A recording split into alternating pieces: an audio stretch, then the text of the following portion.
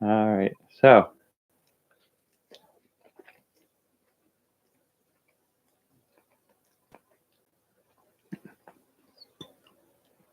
this is sort of like the last day of carbohydrate-focused diet. And this is the last dish that I'm doing a bit of here and there. This is angel hair pasta, extra virgin olive oil, a touch of white wine vinegar, some garlic powder, onion powder, thyme, basil and oregano, salt,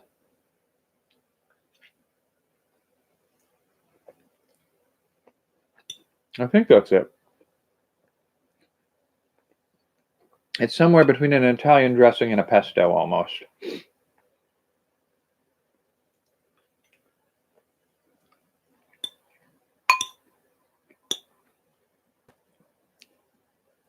But I do feel like it's missing a little bit of that cheese, but the protein and the fat, that's not what we're going for. We're going for carbohydrate dominant diet.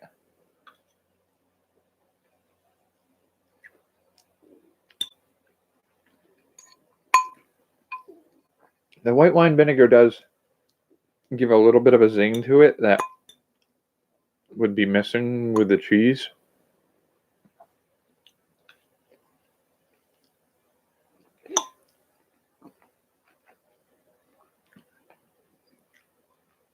All right, so I feel like I should do less about the exercise routine since I'm only a week in at this point. And in a few weeks where I have to do my health and well-being category for the main videos on this channel. I don't know why I call them the main videos. They're the ones I'm doing less of these days.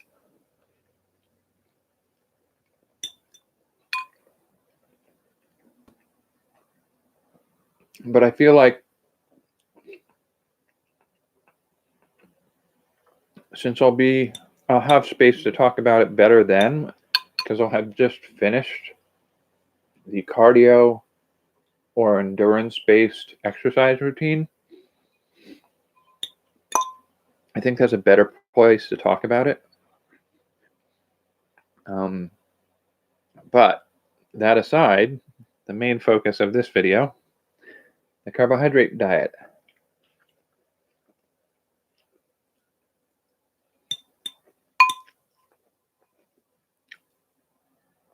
Now I'm going to reiterate what I said at the beginning is this is not about gaining anything or losing anything. This is just seeing how my body responds to 2,000 calories a day worth of carbohydrate dominant diet. Now, the olive oil on here gives you a little bit of fat.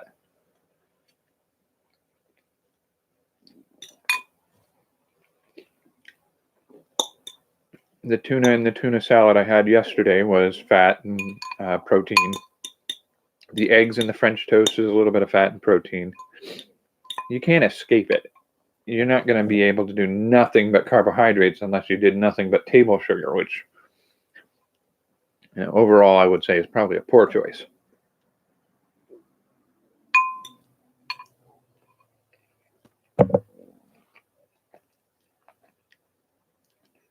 But we've talked about the lack of focus and distractibility and the jitteriness from the carbohydrates, the always feeling hungry,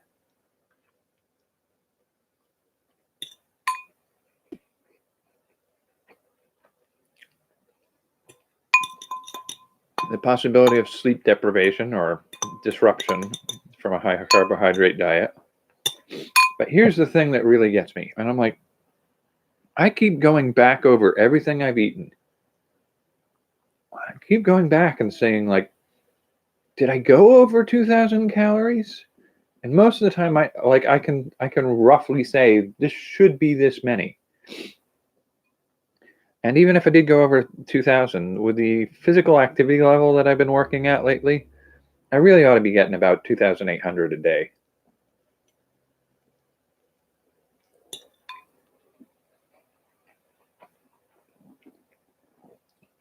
But the reason I bring it up is I don't need to lose weight, but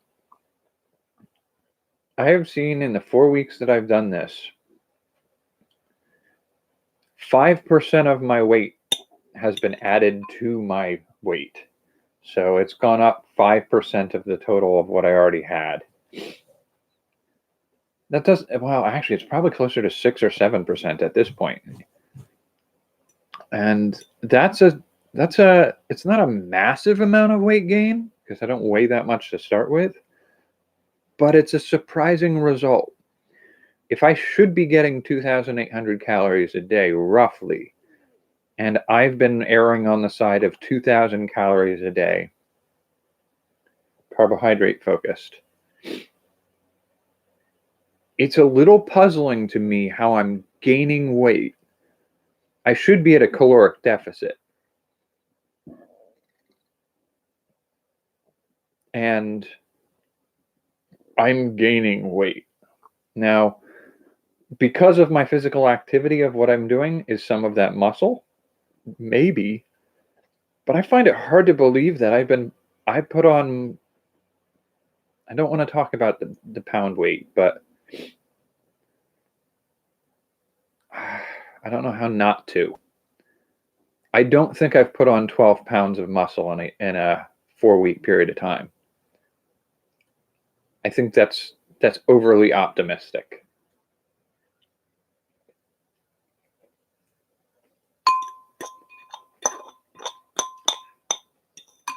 So I keep coming across this question of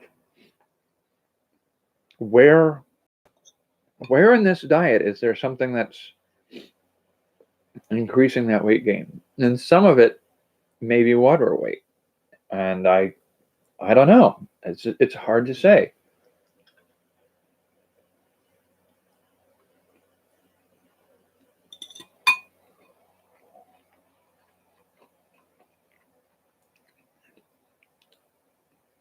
And I'm not overly worried about it.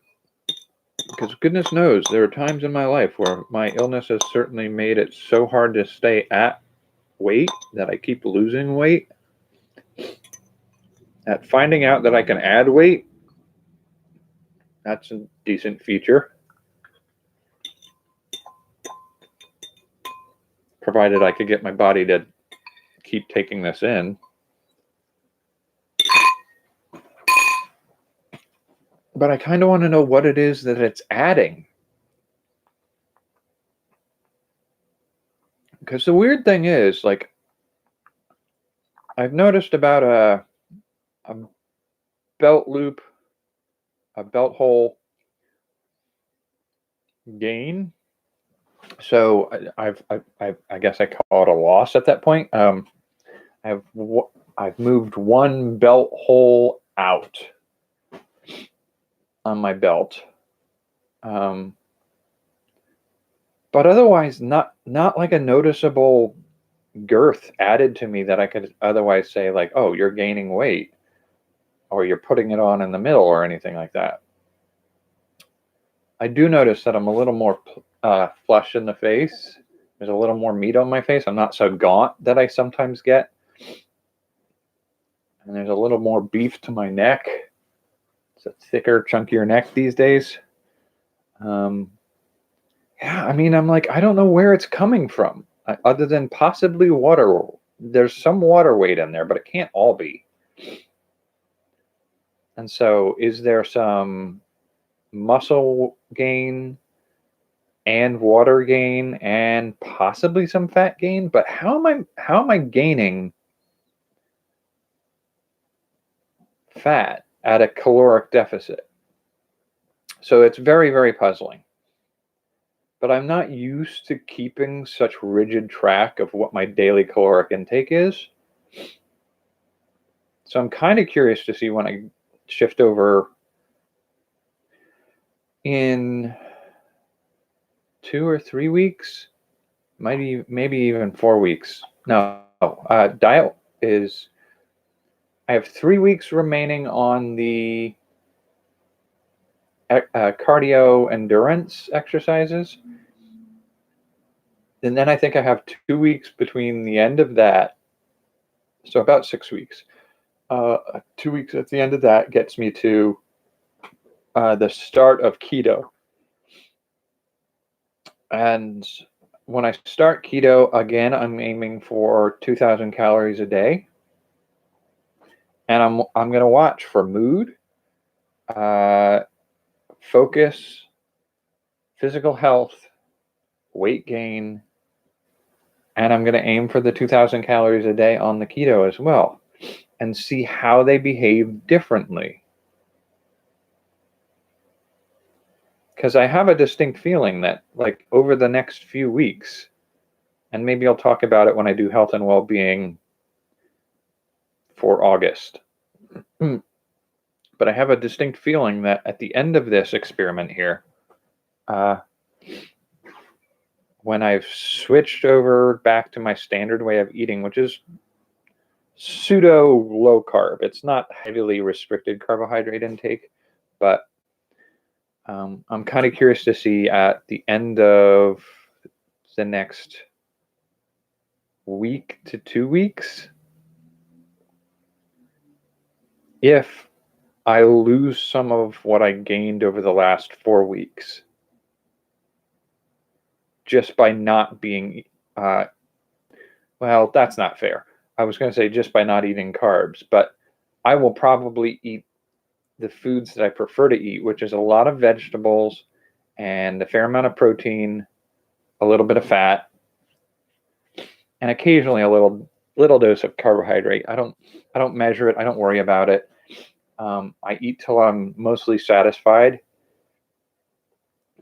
Try not to feel bloated or over full, and then just go about my day. But it's so much easier to reach that without the carbohydrates that I'm kind of curious to see 2 weeks out if I lose some of what I've gained, and 4 weeks out when I'm done with the exercise routine that I'm doing right now. I'm curious to see what the end result from that is, and whether or not I will be back down to where I usually sustain at, or if some of it's actually been muscle gain and that's just going to change what my base weight is.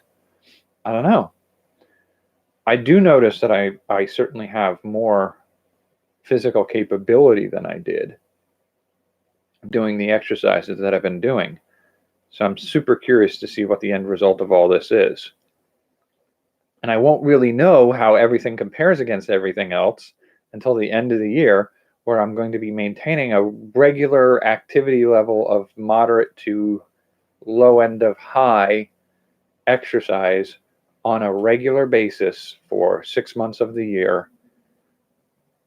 And I will be sticking largely to most of the year at 2,000 calories intake a day.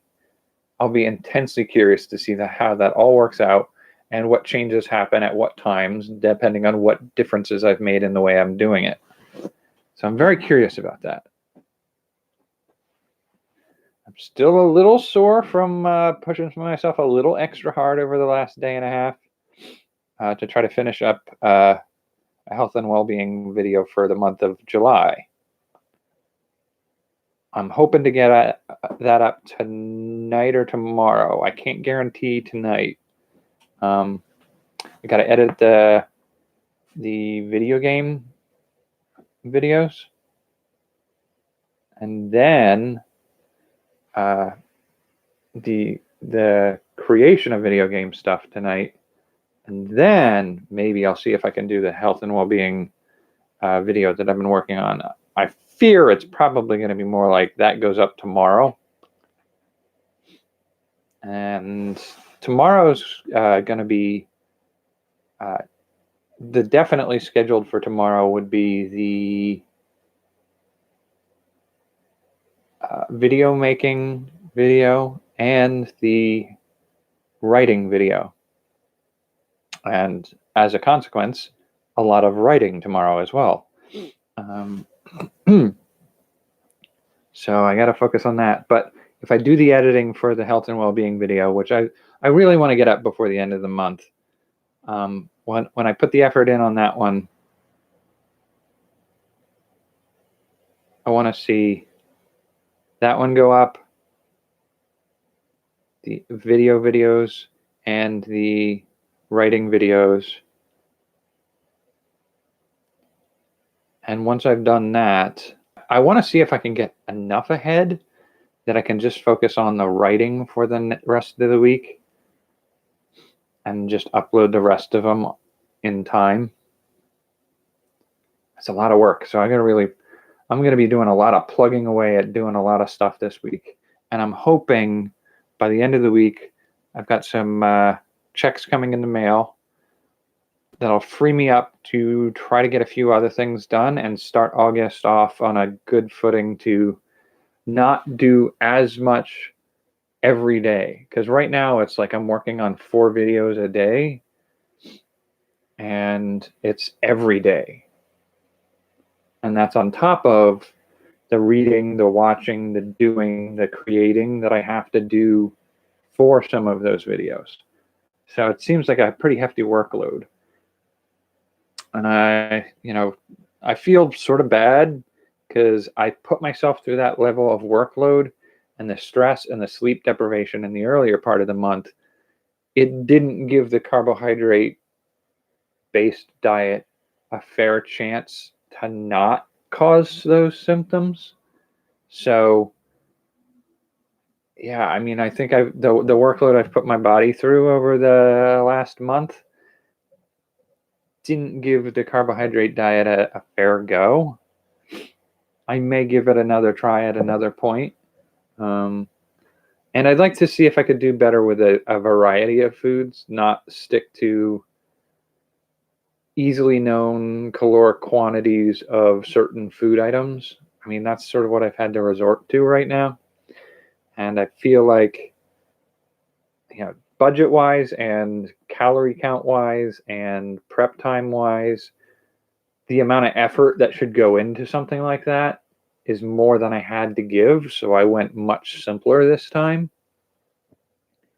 I think if I were to do it again, I would do it slightly differently so that's less likely to be a factor in the future. But overall, it's been sort of interesting to take note of what this does for me. And I think if I could get variety going, I know it's a bad idea. I know it's a really, really bad idea, but I may still keep in mind the possibility of doing that really stupid idea of candy for a month. It's super a bad idea. And I know that I'm going to feel some of the things that I'm feeling right now again then. And it's probably going to make me sick pretty often. And I'm going to have to go way below 1,800 calories a day if I want to do what I want to do with it. So I may end up having to do like 1,400 calories a day in candy and I don't know if I want to do 4 weeks of it. 4 weeks has been hard. Maybe if I can find a good variety with a distinct difference in taste and texture. Like if I know I could do, say, 8 Snickers bars in a day and be near where my calories should be. I don't want to do that. But if I could do something so that I had, day one, I do 6 to 8 types of candy. So Skittles, M&Ms, maybe a Rice Krispie bar,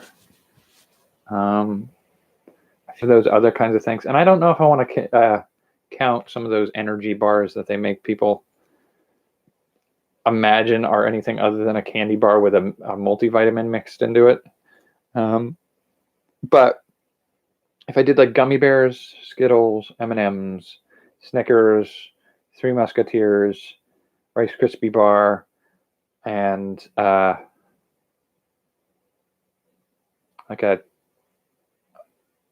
Take 5 or something like that. And that was one day, and then the next day was, 6 other candy bars or candies, and then I take pieces from each of those and put them into the next day.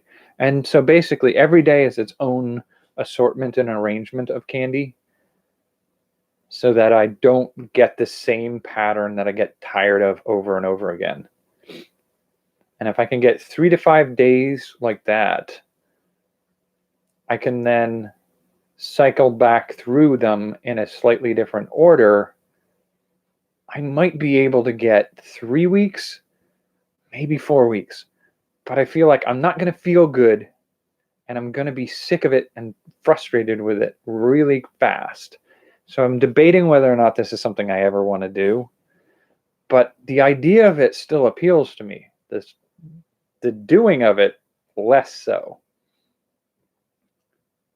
We'll see. We'll see what we figure out with keto, and we'll see what we figure out with the high protein. We'll see what we figure out with the strength training and the power training.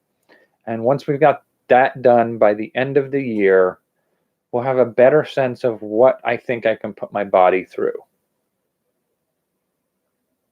But for right now, I am definitely going to say I'm not a fan of a high carbohydrate diet,